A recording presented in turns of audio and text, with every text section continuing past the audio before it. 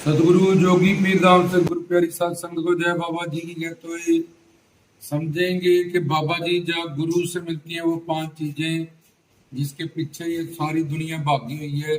उसमें से पहली चीज है सत्य। सत्य जीवन। कोई भी मरना नहीं चाहता क्योंकि सबके अंदर एक जोत है। चाहे हर कोई दीर्घायु उम्र जाता है और चाहे बीमार भी है, उसको बड़ी से बड़ी बीमारी है, तब भी वो मरना नहीं चाहता क्योंकि आत्मा कभी मरती नहीं है ना कभी पैदा होती है। तो असल पहचान उसकी है कि वो एक आत्मा है नर नारी की। लेकिन बुद्धि में मन में पाप और बुद्धि में अज्ञानता होने के कारण खुद को इंसान शरीर जानता है। जब मर जाता है तब उसको पता चलता है कि वो शरीर नहीं था, ये तो सिर्फ डेड बॉडी थी जो पड़ी है। अंदर जो ज्योत थी उसके कारण ही सब कुछ हो रहा था। तो हर कोई सत्य जीवन जाता है, मतलब मरना नहीं चाहता, दीर्घायु उम्र जाता है।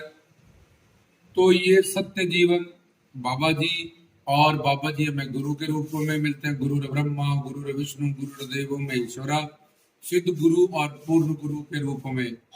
तो सत्य जीवन प्रदान करे करता है पूर्ण गुरु, जो हमें जन्म मरण से निकाल देता है। दूसरा, चित्त।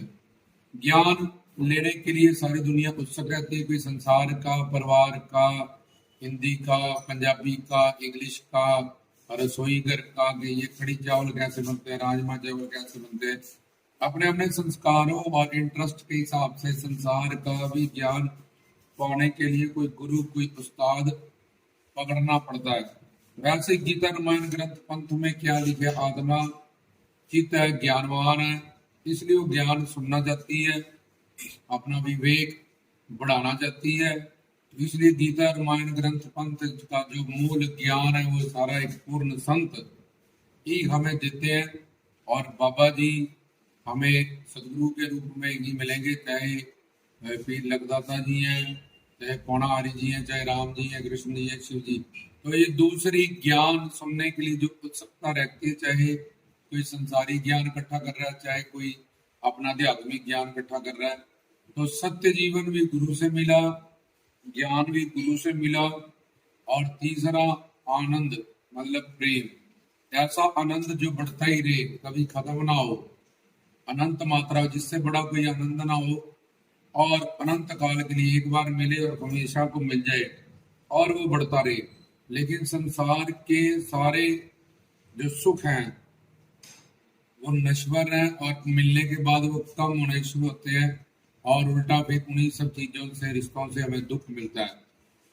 तो ये संसार के सुखों में तीन ये दो दोष होते हैं, तो हमेशा के लिए नहीं मिलते, और मिलने के बाद वो कम होते हैं, घटते रहते हैं और फिर उलट हो जाते हैं। उन्हीं सब चीजों से हमें दुख मिलता है।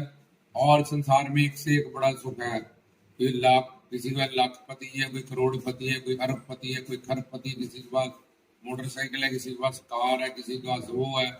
तो ऐसे ऐसे संसार का एक से एक बड़ा सुख होता है। लेकिन परमात्मा का आनंद, सेवा सिमरन भक्ति का आनंद, ये अनंत मात्रा का होता है, अनंत काल के लिए होता है, परम सुख होता है, जो हमें गुरु से ही मिलता है। तो ये सत्य चित आनंद, और उसका सारभूत होता है प्रेम। हम सच्चा प्रेम चाहते हैं कि कोई सच्चा प्रेमी मिले हमें, तो वो एक तो भगवान है और दूसरा गुरु है।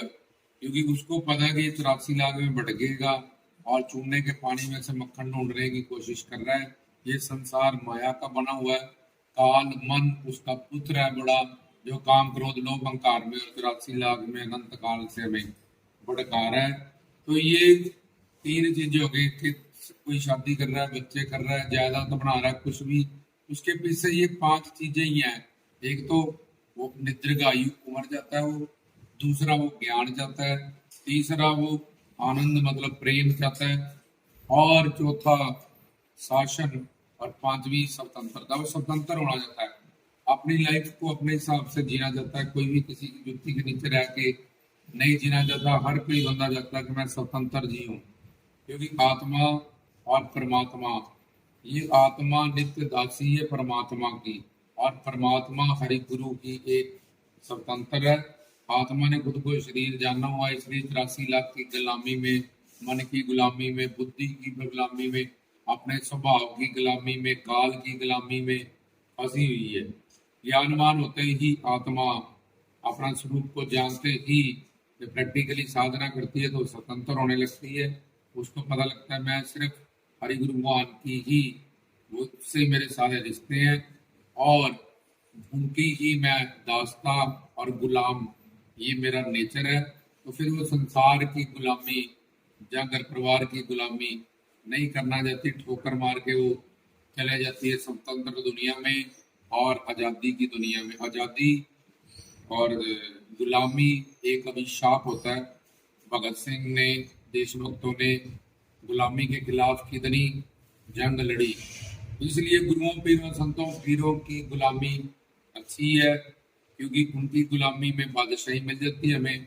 और संसार की, काल की, मन की, बुद्धि की, स्वभाव की गुलामी अनंत काल करने के बाद भी किसी के लिए कुछ भी कर दो तब भी संसार में ना तो एक इज्जत है और ऊपर से उसका स्वार्थ तुमसे सिद्ध होता है, तुम्हारा उससे सिद्ध होता है। अगर तुम उसके सारे स्वार्थ पूरे करोगे तभी वो रिलेशन ठीक रहेगा, नहीं करोगे तो उदासीन हो जाएगा वो बंदा, तुम्हें से बुलाएगा नहीं, बंद कर देगा, मुंह मोड़ जाएगा। या फिर तुम स्टैंड ले लो कि हमने यही करना है, फिर कोई भी हो तुम्हारा दुश्मन हो जाएगा। हमने तो भक्ति करनी है, जीवन सफल करना, सत्संग कीर्तन में ही जाना है जिसके लिए मानव चोला मिला है, तो फिर वही सारे रिश्ते दुश्मन भी हो जाते हैं। तो ये था स्वतंत्र। और पांचवी है शासन करना। हर कोई बंदा कहता है मेरी फैमिली में चले, तो चार पांच बंदे, सास कहती है मेरी, बहू कहती है मेरी, बच्चे कहते हैं मेरी, माँ बाप कहते हैं मेरी। क्यों? क्योंकि परमात्मा कुल दुनिया पे शासन करता है, गुरु तीनों लोगों का मालिक होता है। तो ये शासन करने की जो चाहत है, ये पांचों चाहते हमारी नेचर है, हमारा स्वभाव है। लेकिन अज्ञानता, अविवेक होने के कारण हम अपना ये सब कुछ खो चुके हैं और हम संसार में ये सब कुछ चाहते हैं। पर संसार माया से बना है, संसार का पुत्र है, मन, काम, क्रोध, लोभ, मोह, अहंकार से बना है। इसलिए ये चीजें हमें भजन कीर्तन, सत्संग, बाबा जी कह लो, गुरु जी की दुनिया में ही मिलेंगे। और इन पांचों चीजों के लिए ओवरऑल ऑल जितने भी हैं दुनिया के हर जीव या नर नारी काम कर रहे हैं और शादियां कर रहे हैं, बच्चे कर रहे हैं, जायदाद बना रहे हैं, कुछ भी कर्मजाम भी हो रहा है। सिर्फ उनकी ये पांच इच्छाएं हैं जो संसार में कभी पूरी नहीं हो सकती, क्योंकि संसार माया ने बनाया। माया कहती है नरज तम सत, जो काल के अधीन है और मन बुद्धि के गुलाम और 84 लाख में भटकने वाले चीज और काम करा, लोभ मोह अहंकार में फंसे जीव कभी ये पांच चीजों को प्राप्त नहीं कर सकते हैं। क्योंकि जहाँ ये प्राप्त होंगी, जिसके पास ये चीजें हैं, उसके पास जिसकी शादी जिससे होती है उसका सारा सामान उसका बन जाता है, उस पत्नी का। इसकी गाड़ी भी इसकी, कोठी भी इसकी, इसके ये भी इसका। तो ऐसे ही जो आत्मा पतिनिव्रता हो गई, अपने परमात्मा का ज्ञान सुन के अपनी पहचान, मैं कौन, मेरा कौन, ये जान लेती है। तुम ही हो माता पिता, तुम ही हो बंधु सखा, तुम ही हो सर्वम मम देवो देवा। तो उसके पास ये जो पांच चीजों के लिए वो अनंत जन्म संसार में ढूंढ रही थी और भिखारने की भिखारन रही, और अपने घर परिवार रिश्तेदार वो भी मंगते भिखारी है। उनसे सोचती थी शायद ये पांच चीजें मुझे मिल जाएंगी, तो वो भी बेचारे मंगते भिखारी थे। तो जब वो भगवान की दुनिया में, गुरु की दुनिया में, ज्ञान की दुनिया में, सत्संग भजन की दुनिया में जाती है, तब उसको ये पांच चीजें मिल जाती है जिसके पीछे सारी दुनिया भाग दौड़ कर रही है। रामदास की तरफ से जय भगवान।